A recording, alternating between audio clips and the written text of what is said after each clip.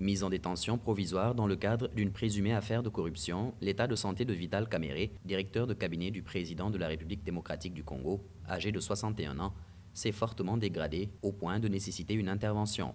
Le rapport médical numéro 56 émis en date du 24 avril, après 2 jours d'examen par le médecin hospitalier de la prison de Makala, le docteur Baloko, étant des plus alarmants.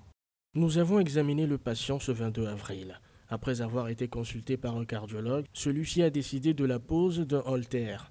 Suite au résultat des examens, la spirométrie pour le fonctionnement pulmonaire met en évidence un syndrome respiratoire.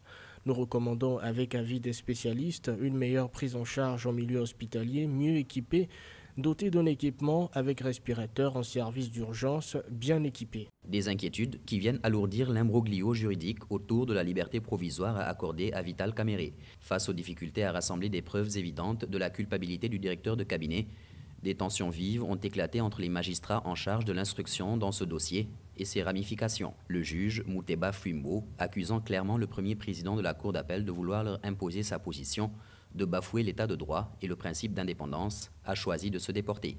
Il sera imité dans un autre cadre par le juge Samoutondi Ikomba Sali. Des ingérences politiques et diverses à plus haut niveau dans le dossier judiciaire de Vital Kamerhe qui ont amené le président de la Cour constitutionnelle à faire un rappel cinglant au vice-premier ministre Tunda Wakasende, membre du FCC, parti de l'ancien président Joseph Kabila et pourfendeur.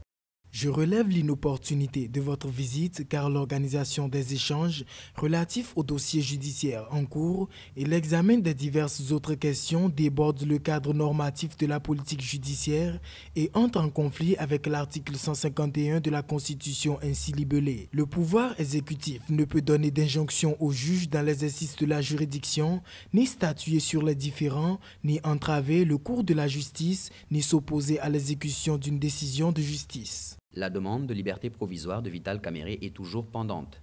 Au cœur de cet imbroglio juridique, les récriminations par ses partisans d'un acharnement politique et d'une volonté d'humiliation prennent de l'ampleur.